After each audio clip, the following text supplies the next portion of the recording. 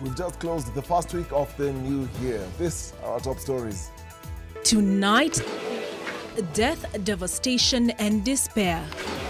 A young family of 5 burnt to death while in their house.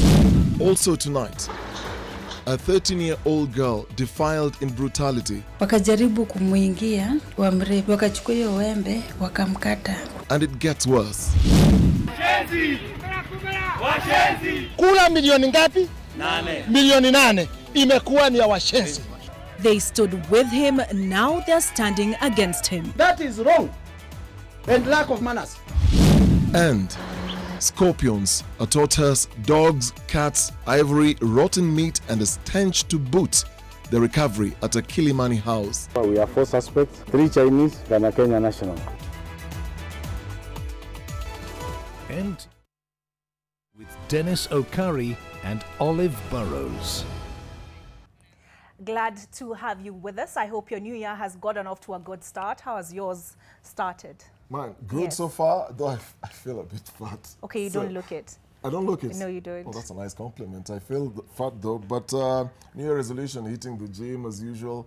We'll try and see whether I can beat the 2nd week or the 3rd week of January. Okay, I'll hold you to that. It started very well. Good. Yes. So this is the first bulletin you're doing since the last one in November, I think. Yes. Yeah. It's been a minute. Great to have you join us. But tonight we begin with an unfortunate and heartbreaking incident that happened early this morning. A community in Kipipiri, Nyandarua County, is still coming to grips with the death of 5 family members who were burnt while in their home. 3 children aged 5, 2 and an infant of less than 3 months and their parents were engulfed in flames while they were sleeping.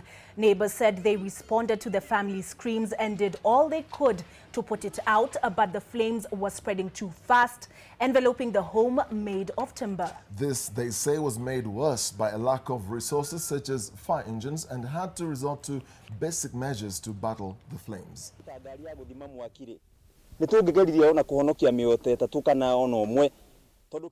If we had a fire truck, we would have at least saved 3 lives, or at least 1, because that was our desire. Even if we don't salvage anything, we could at least save someone. But we were unable to do so because we have to get water from 200 meters away. How would we save anyone? Look, if there was a tap here, we would have at least plugged in a pipe and helped put out the fire.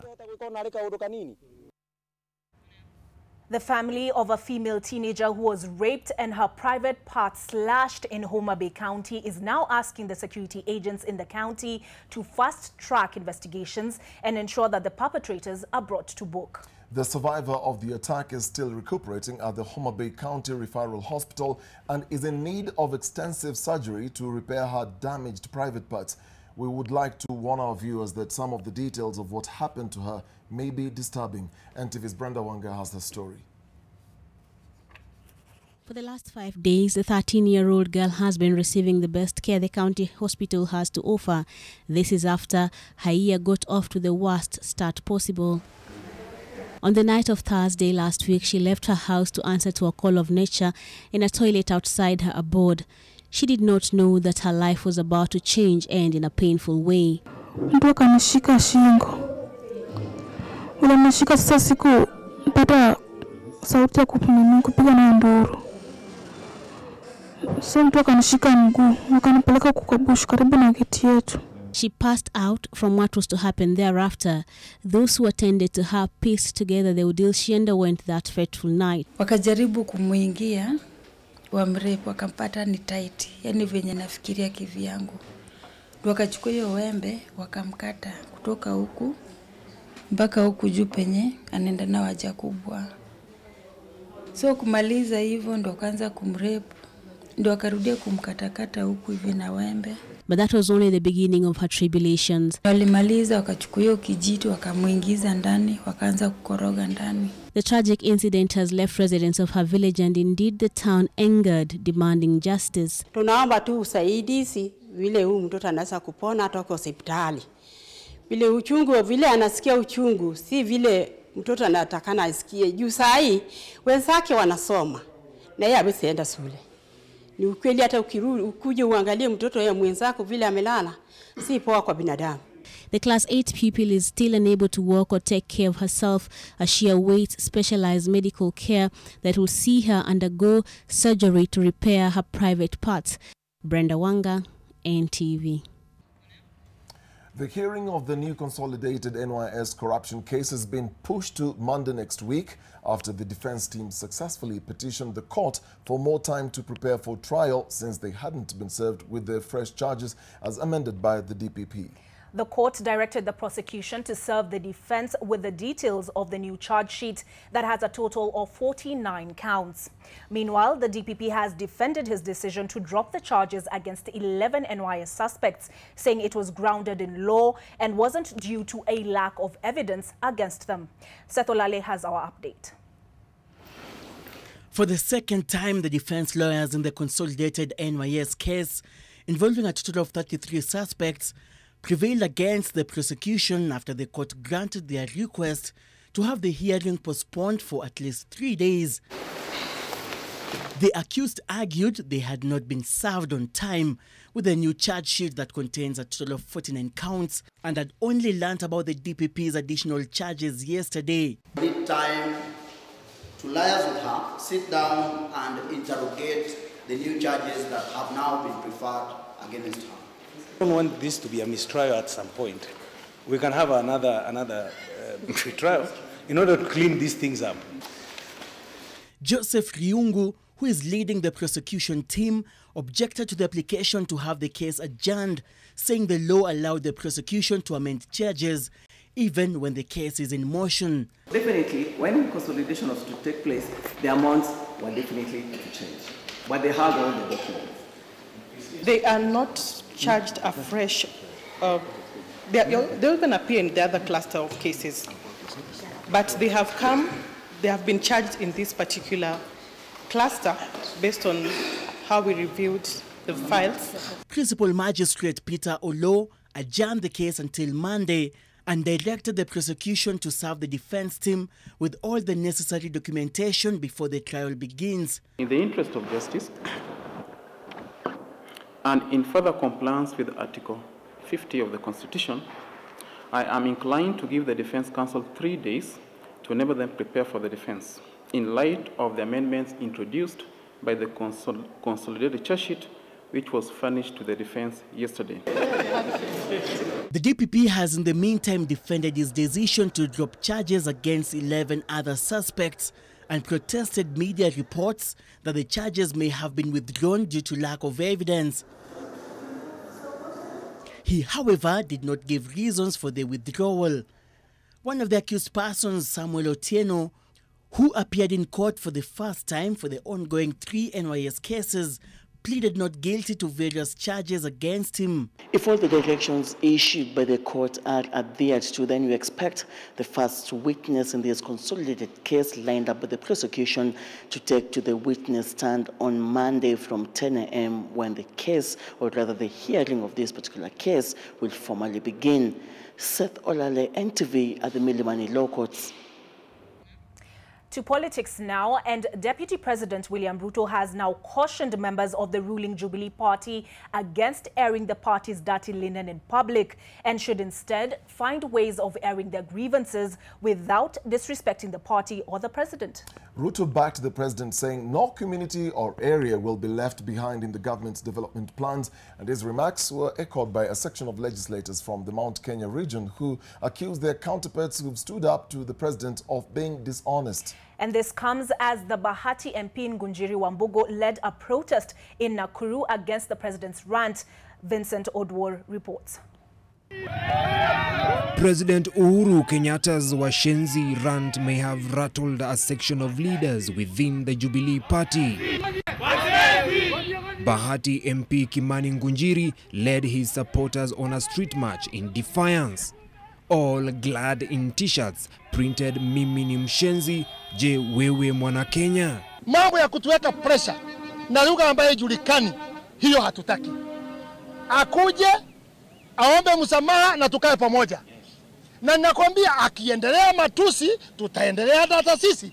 Police are said to be looking for the Bahati MP Kimani Ngunjiri after launching the movement in reaction to the president's utterances. But the storm had been kicked off by a section of leaders from the Central and Mount Kenya region who claimed the areas they represent had been left out of the government's development plans. Kula milioni ngapi? 8. Milioni 8 imekuwa ni ya washenzi. Basi hiyo kula milioni 8, washenzi milioni 8, tutakaa pamoja. Na tutafute tutaenda wapi na tutakaa namna gani. Na wale wanafikiria tunatoka Jubilee, hakuna. Watatoka Jubilee, watu wache tukae nini? Jubilee. Deputy President William Ruto, speaking for the first time after a long period of suspense, echoed the president's remarks to the extent that the government will include all of the country's regions in its development agenda. On his Twitter page, the DP says the demands by a section of Jubilee leaders for more was understandable, but it must be tempered with what the government can afford. He says no region, community or Kenyan will be left behind. Ruto further says Jubilee members must use appropriate mechanism to channel their grievances and avoid unnecessary negative debate that only serves to undermine the party, its leadership and the president. A number of legislators from the region under the banner Mount Kenya Leadership Caucus have also stood up for the president, breaking rank with their counterparts who they accuse of being dishonest. That as leaders from the region, we appreciate the work that the Jubilee government has done in our region since 2013. Sasa ukisikia jumla ya kwamba kuna shinda ya maendeleo katika eneo la Mlima Kenya, hiyo ni siasa ya mtu anajitakia mwenyewe na sio jambo ambalo kama viongozi tunaweza kusema tunashikilia ama tunakubaliana nayo. Other leaders from the region have also backed the president. Lakini sio lazima upige duru, lazima uite magazeti ndio uongee na rais. That is wrong and lack of manners. Yes, that is lack of manners. The politics of grant funding, opportunistic rhetoric will not help Mount Kenya region. I would like us to sit down as the leaders of Mount Kenya region and strategize on how we can mobilize more resources from the national government for the development of our counties. Wabunge watachaguliwa na wamechaguliwa, alafu waamue kutusi rais wa Jamhuri ya Kenya. Hiyo kweli ni desturi ambayo tutasema ati ni desturi nzuri? Hatuwezi. The ruling party has been rocked by divisions since the political dalliance between President Kenyatta and opposition leader Raila Odinga, and with the Kenyatta succession adding fuel to the flames. Vincent Oduor, NTV. Our apologies, the Bahati MP is Kimani Ngunjiri. Yes. And that story leads us to our next question here, where we want your opinion count. Do you think demands by some of those Central Kenya leaders for more development projects are justified? Do you think that what some of those Central MP, or rather leaders, are demanding in terms of resources and distribution in that area, they are justified? You can send us your feedback to our SMS line. That is 20686. It's a toll-free number. Or on Twitter using the NTV Kenya handle at Dennis Okari or at Burrows. That number again, which is toll-free, is 20686.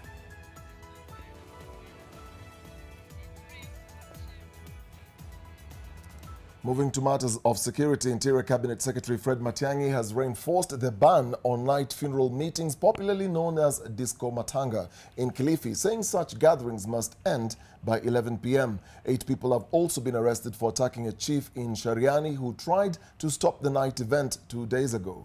Chief David Kahindi and his assistant, who were accompanied by police, were attacked by a mob as they tried to enforce the ban. Kevin Mutai reports. Top security officers convened at the coast in the face of the escalating security situation and the concerns it has stirred. Cabinet Secretary Fred Matiang'i, Interior Principal Secretary Karanja Kibicho, and the Inspector General of Police Joseph Boynet presided over the meeting with the directive to regional security chiefs to deploy more efforts towards addressing the spiraling situation.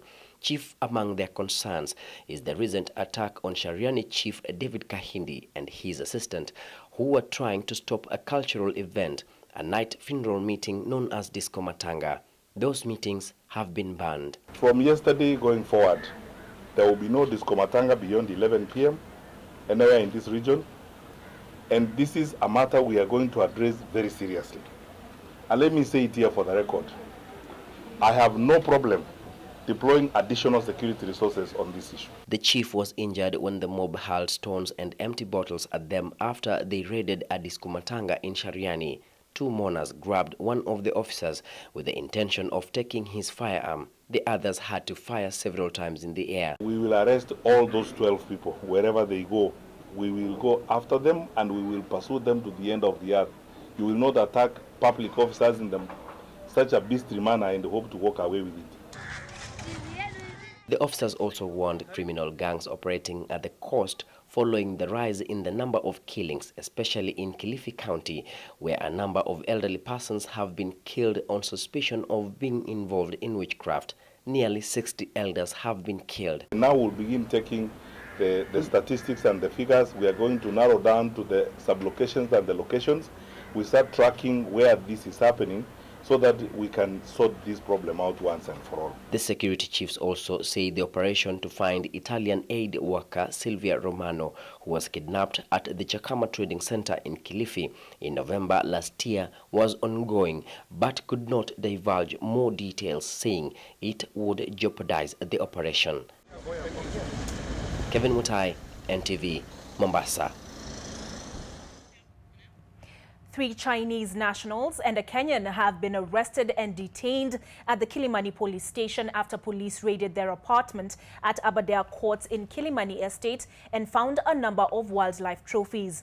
Police recovered a live tortoise, large quantities of dog meat and game meat, a leopard skin and elephant tusks. And as NTV's Mel Miendo reports, police also recovered millions of shillings in different currencies from the house that has now been cordoned off. Police officers from Kilimani caught a tip-off that of information about Kem Trophy, this particular building. They approached this building.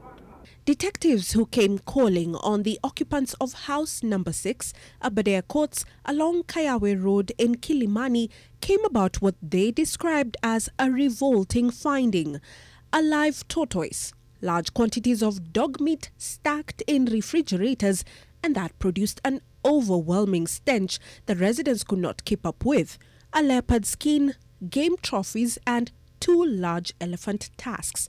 Residents here claim the suspects would move to and fro supermarkets and Chinese restaurants in the area, trading in not just dog meat and contraband goods, including cigarettes and alcohol, but also what police believe to be game meat. The 3 Chinese nationals are said to have lived in Aberdare Courts for over 10 years and had previously declined to cooperate with authorities. About 2 million shillings worth of goods was recovered from this house. A multi-agency team from the DCI, police officers and officials from the Kenya Bureau of Standards and Kenya Revenue Authority carried out the raid. Once we have interrogated and established what is inside, we shall be able to take the appropriate action and not to prepare charges, which we are going to prefer against the suspects. A search and recovery session that has taken over 8 hours here at the Aberdare Courts in Kilimani. Now, this is not the only house that is suspected to have foreigners who actually bring in contraband goods and even sell contaminated meat into the Kenyan market. Mel Miendo, NTV, Kilimani. A Milimani court has summoned an investigating officer with the DCI to explain why he defied a court order and facilitated the deportation of 8 Pakistani girls, yet their cases were in court. The girls were meant to appear in court this morning for a mention of their case, but they had been deported on Saturday for violating the terms of temporary passes. Their lawyer says the girls should be paid 9 million shillings as compensation for the violation of their rights since they had valid visas, but the court said it did not have the jurisdiction to grant the prayers sought. The Pakistani belly dancers who had entered the country with temporary passes, allegedly to promote transnational culture, were arrested on suspicion of being victims of human trafficking. Custodial orders. In court on Tuesday, lawyer Evans Ondieki wanted Cabinet Secretaries Fred Matiang'i of Interior and Rashid Chessa of Sports, Culture and Heritage to pay for their wrongful deportation, even though their case was still in court.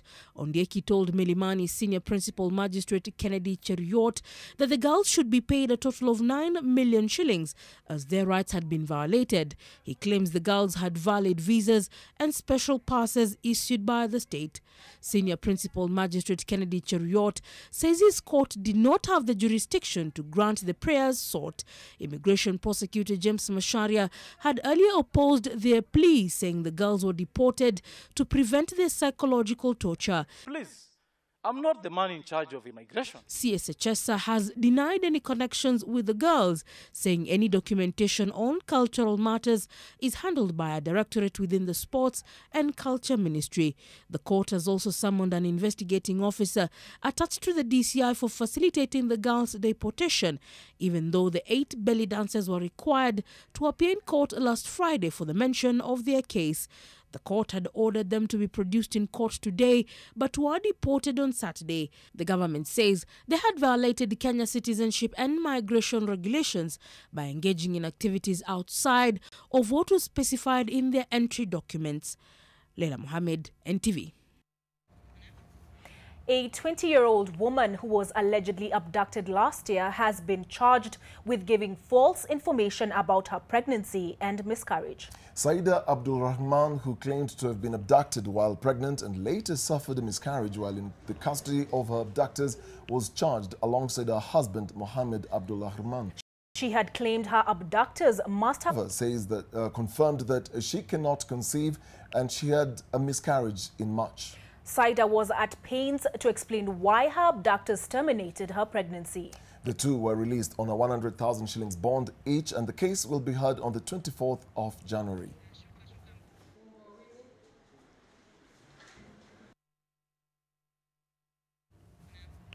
Guidelines for the regulation of fees charged by doctors in private practice are getting closer to being approved.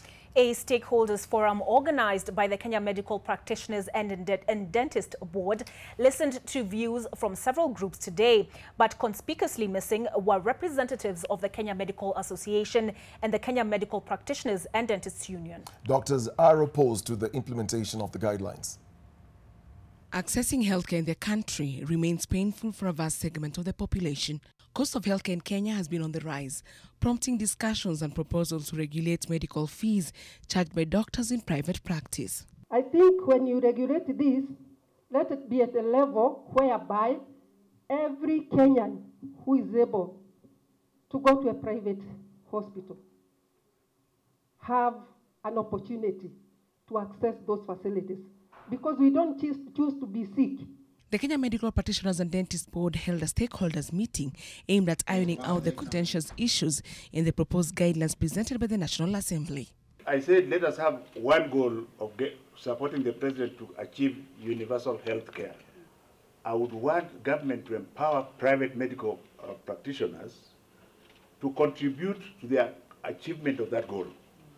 Last Saturday, doctors stated that the ongoing process of reviewing doctors' private practice professional fees is being rushed and with inadequate input from the professionals. Health insurers also raised their concerns on the implications of high doctors' fee on medical cover. If the doctors' costs go high, then that means the premiums will go high. And if the premiums go high, then the uptake becomes very low. Right now, as we are talking, the penetration rate is about 2.7%. Very few Kenyans have access to insurance.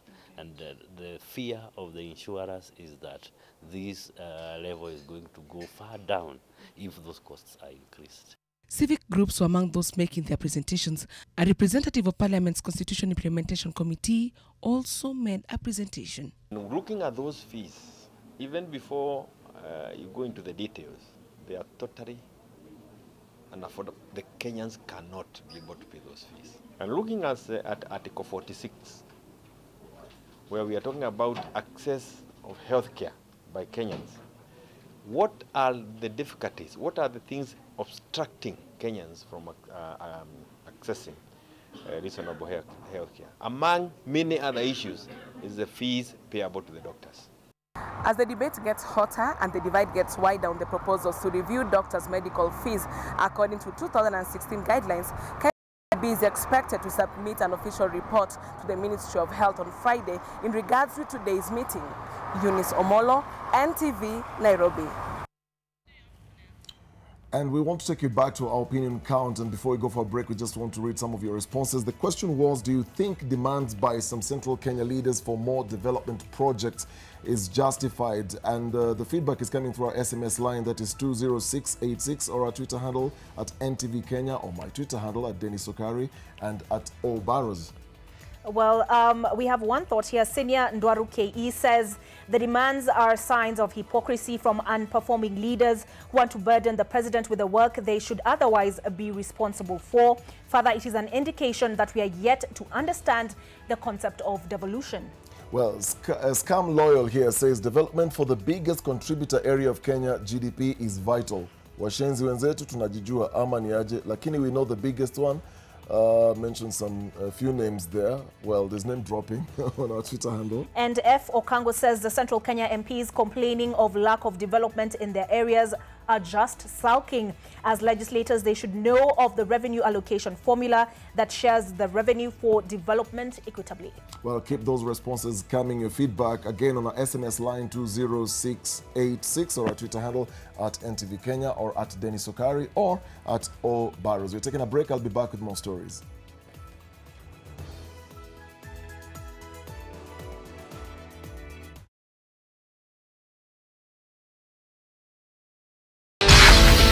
Sporty Bet. You love Sporty Bet.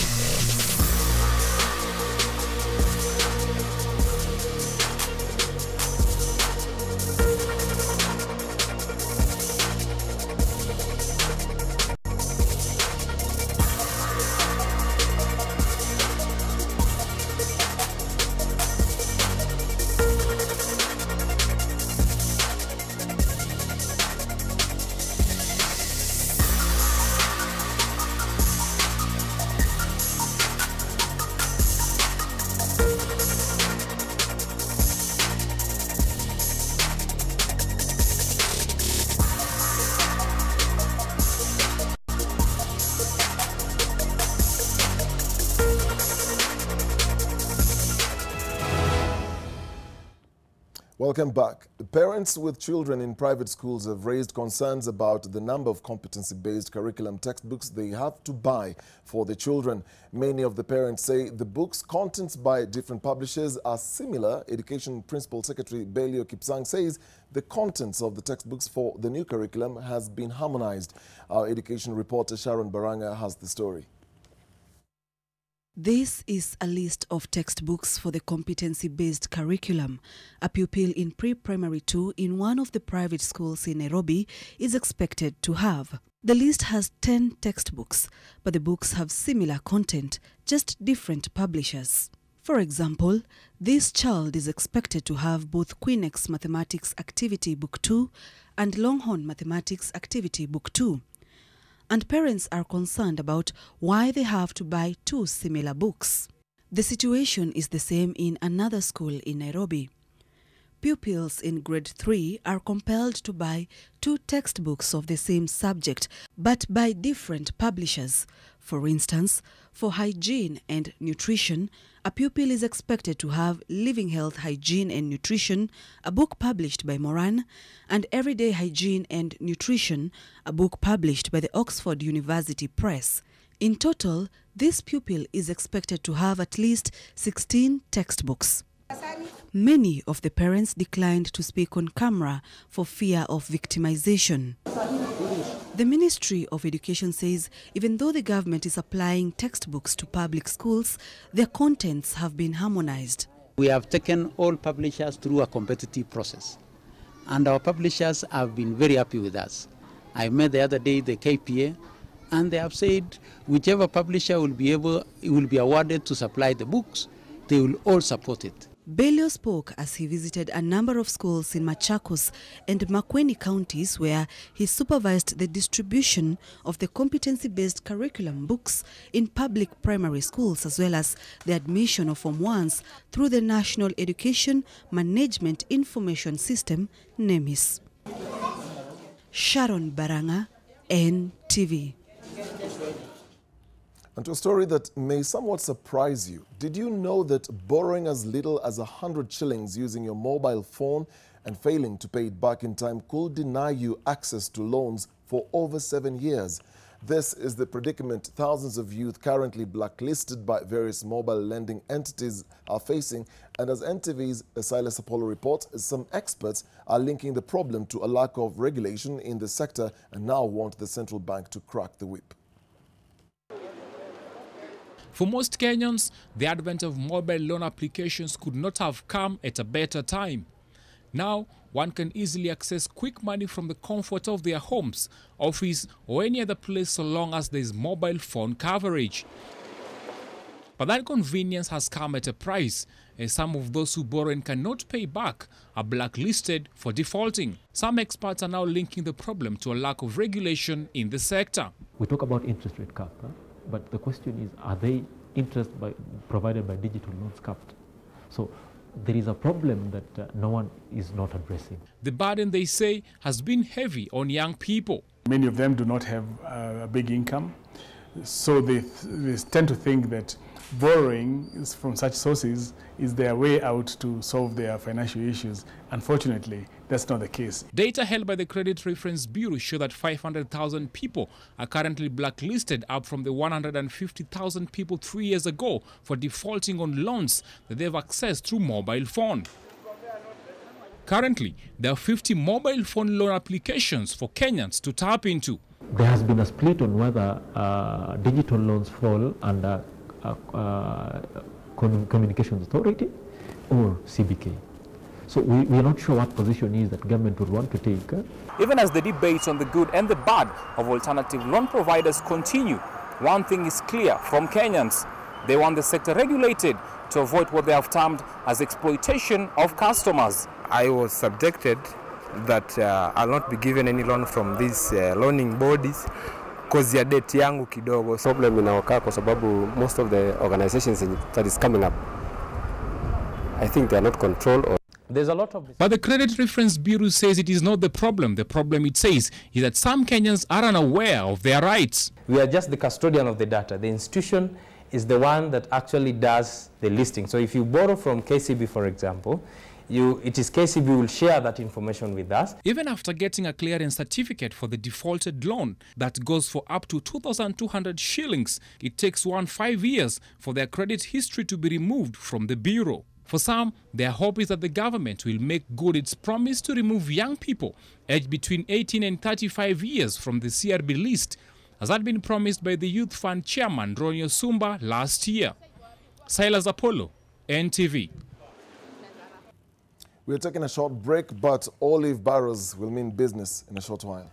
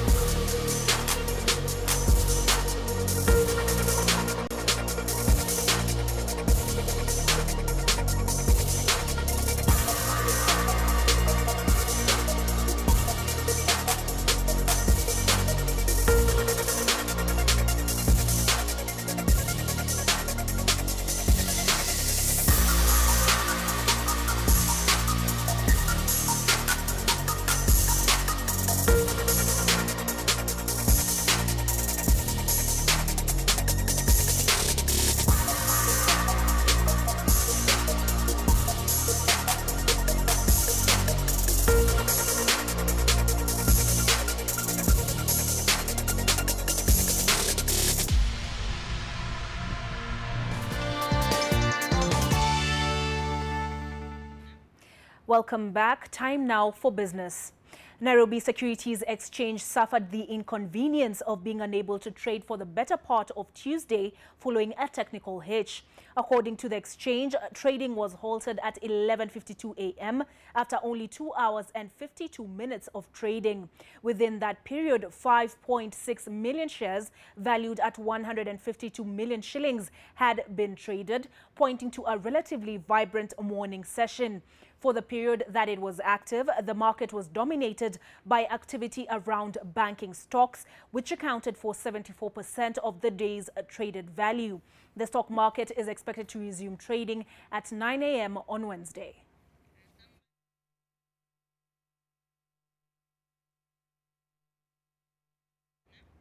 A tighter rein on Kenya's fiscal policy could help turn around fortunes at the stock exchange in 2019. According to a section of fund managers, policy uncertainty has been a key factor undermining foreign investor participation at the bourse and is set to subdue the economy in 2019. Julian's Amboko with more on this. The passage of the Finance Act of 2018 was principally aimed at helping the government address revenue shortfall and tame its appetite for borrowing. As it turns out, however, the resultant taxation environment is doing a lot to derail investors' appetite for the stock exchange. Investors at the NSE have lost 43 billion shillings in paper wealth since the year started, indicating deepening losses. We need to settle down on what we want on taxation. Not just the rate, but how also we tax it. Because it's a bit unsettling to to investors, especially from out, who are just not sure whether the tax will be 30, will be 35. ICEA Lion Group has also painted a bearish outlook on banking stocks for 2019 as it sees room for reporting double-digit profit growth declining. The investment management company expects staff layoffs by banks to continue into 2019 as a means of trimming costs. It is projecting an overall economic growth rate of between 5.7 and 5.8%, an outlook which could be termed as healthy when compared to other nations, but disappointing going by the growth targets espoused in Vision 2030. Profitability of banks has been under pressure, and what you realize is what has been sustaining their profitability to an extent is one-off items. For example, this year we've seen a lot of the loan loss provisions decline because of the IFRS 9 has been applied. Despite bullish indicators from agriculture and tourism, it is expected that 2019 will see Kenya's economic growth moderate. This stems from the fact that growth in 2018 was relatively high. Julian's Amboko, NTV. The Kenya National Chamber of Commerce and Industry has expressed its displeasure with the heightened political state of affairs nationally, given that the next general election is more than 3 years away. The chamber says the positive economic outlook for the country this year could be affected by the high-octane politics of succession, which is gaining momentum. It is urging the government to reconsider its position on the capping of bank interest rates, since it has played a huge role in hindering SMEs from accessing credit. The chamber wants the government to set up mechanisms to ensure all procurements done on its behalf are paid on time as per the agreed terms and conditions. It is also calling on the government to set up a solid structure to ensure inter-county trade is not disrupted by increased license and levies fronted by county governments to increase their revenues.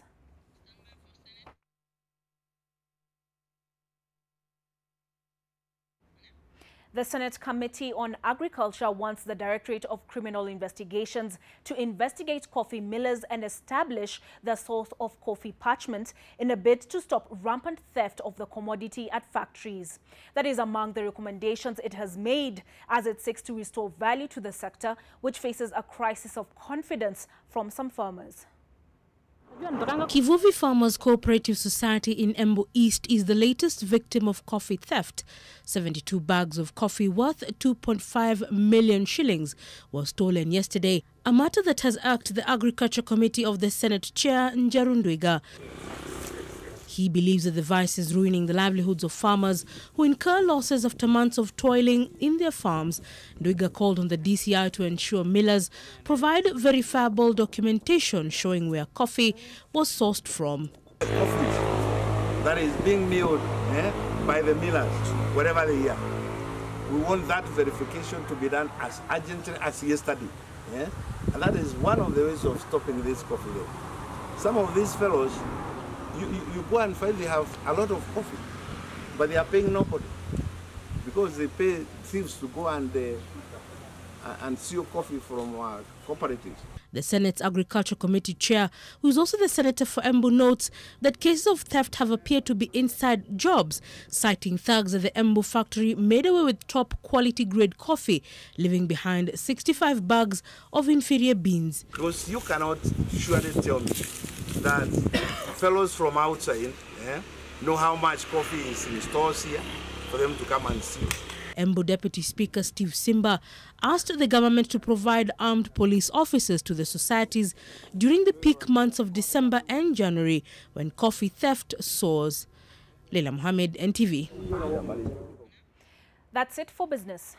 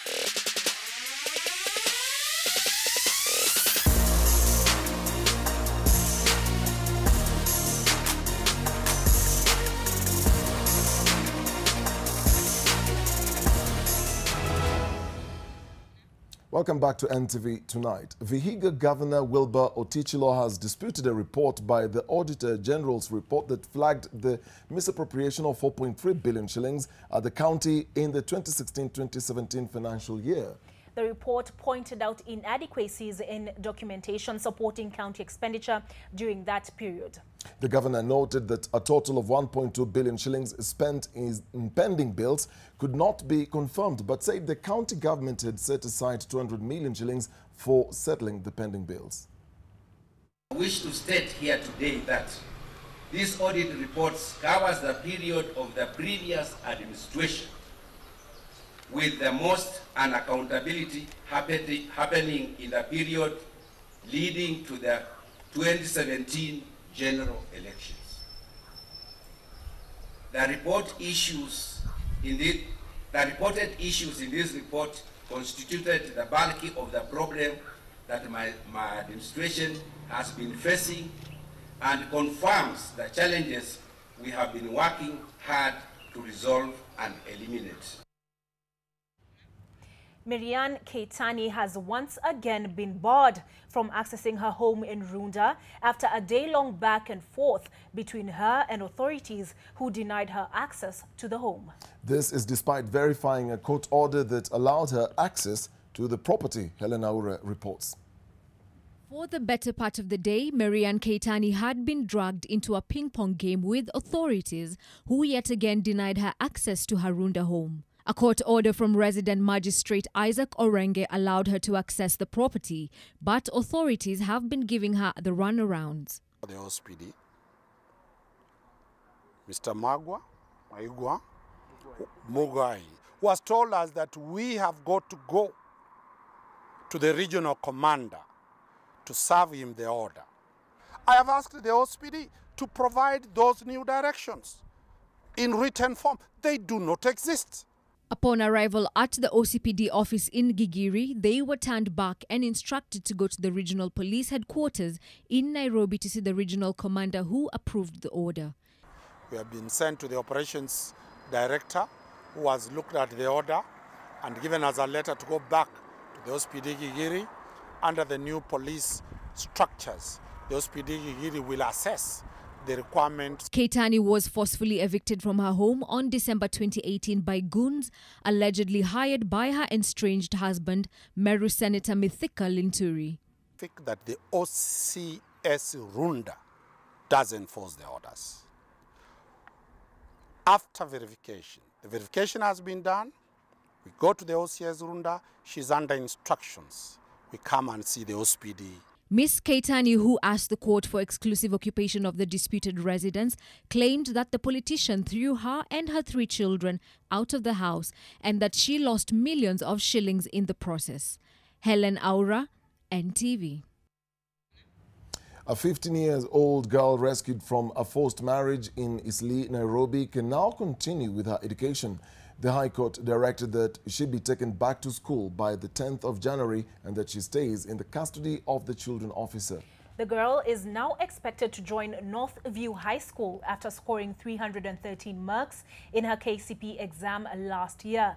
The girl was rescued as she was being readied for a trip to Nakuru to meet her suitor. The case will come up for a mention on the 23rd of January.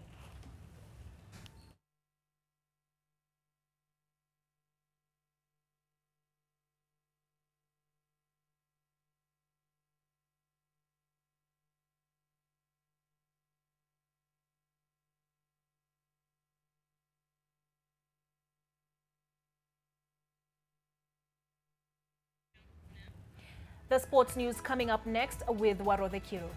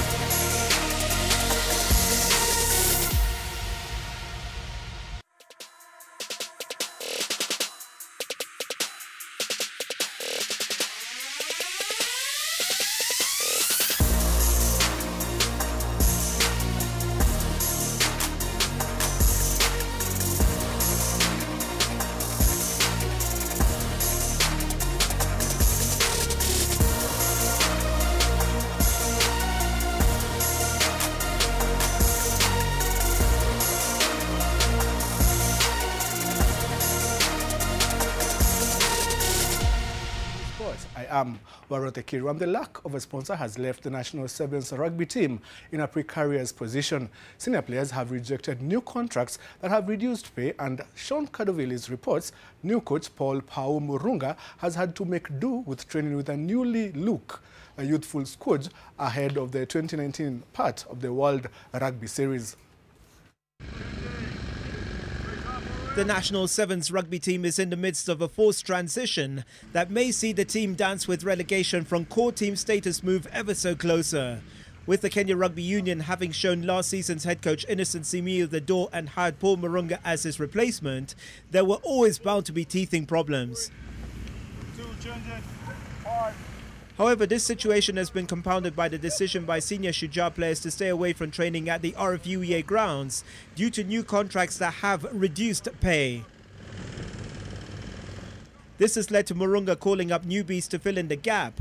On Monday, 6 new players, Quins back William Reeve, KCB winger Jacob Ojay, KCB centre Peter Kilonzo, Mwamba's Michael Lagevi, Charles Kuka of USIU and Homeboys Bush Mwale were invited to train with Kenya Sevens.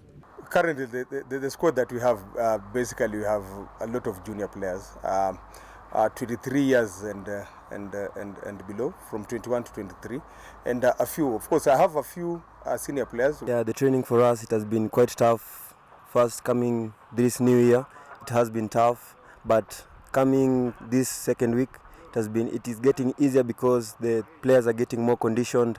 According to the KRU, without a sponsor in place, they cannot promise hefty packages, and thus the players have to make do with a 50% pay cut.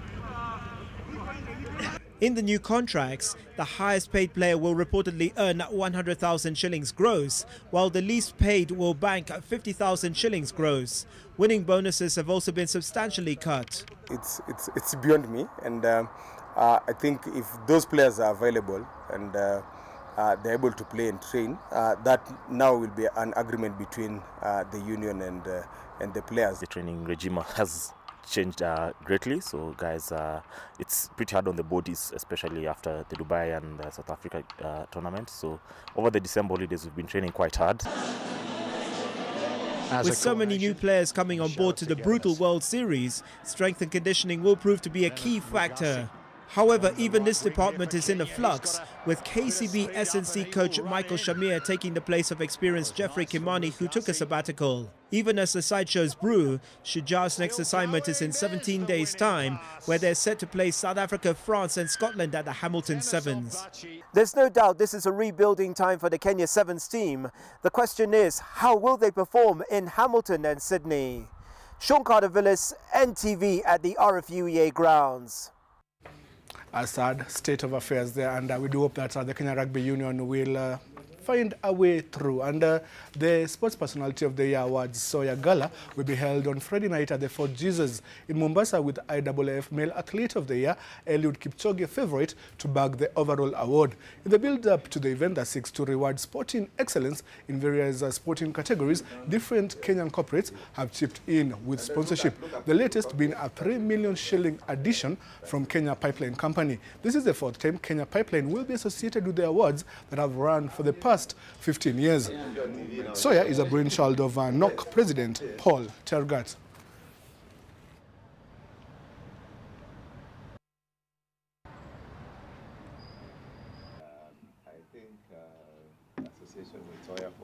This is to say thank you very much for KPC for coming on board, and I hope. And Mombasa will be the place to be this coming Friday. And Kenyan Premier League defending champions Gor Mahia host Posta Rangers in a midweek clash to be played at the Kasarani Stadium tomorrow as from 4 p.m. The match comes just 3 days after Kogalo drew 1-1 with Mathare United at the same ground, with legendary striker Dennis Oliech making his debut. The Green Army will be hoping Oliech gets more than the 23 minutes he was accorded by the Gor coach, and that he gets on the scoring sheet sooner rather than later. After 5 rounds of the matches, Gor are 8th on the log with 7 points, while Posta Rangers, currently coached by John Kamau, are in position 14 with 6 points.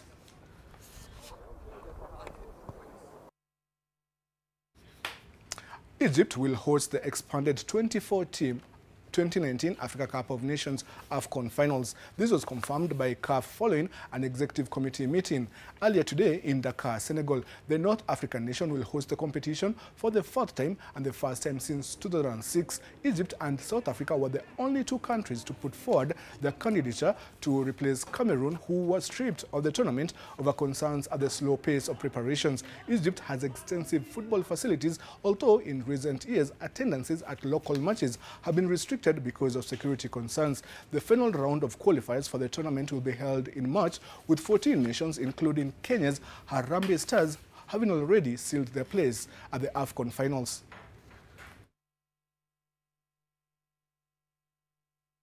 I feel very happy, and I promise that Egypt will do the best to make a very good event next June and July.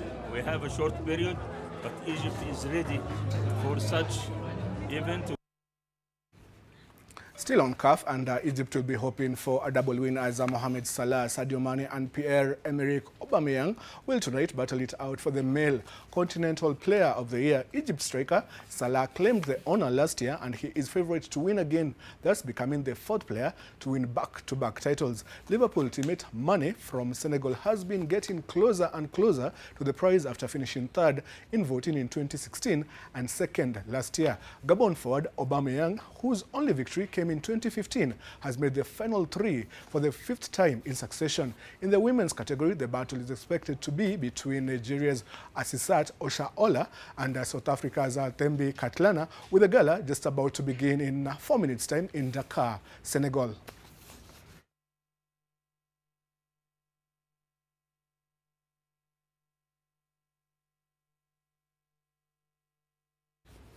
Now on to a history moment, and India ended a 71-year wait for a Test series victory in Australia, with a 2-1 triumph finally confirmed when the rain-affected 4th and final Test ended in a draw at the Sydney Cricket Ground. The finale may ultimately have turned out to be a damp affair, but Virat Kohli's tourists utterly dominated what action there was to deservedly become the first side from the Asian subcontinent to take the honours down under. Wins in the first Test in Adelaide and the 3rd in Melbourne ensured they could not lose the Test series. I'll tell you how satisfying it is for me. World Cup 83, World Championship 85. This is as big or even bigger, because this is in the truest format of the game. That's Test cricket, which is meant to be the toughest. You know, we really badly wanted to win a series away from home. We didn't want to be a one-match wonder kind of a team. So having stuck to our task and executed what we wanted and having gotten the result, we as a team feel absolutely complete now, that we have done what we set out to do. Not to show to anyone else, but...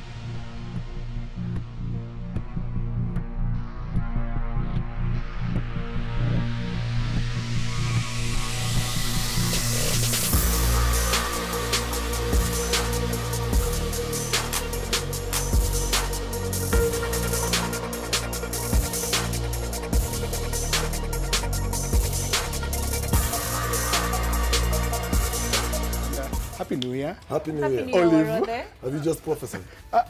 No, You just said if you're not if you're not careful. careful. Yeah, if you're not And careful. hadn't finished. So let me finish. Is Olive, this- you're looking lovely tonight. Thank you. It's lovely to see you this first time in 2019 on air. Oh, and Rod, you look very handsome in that. I like nice it. suit.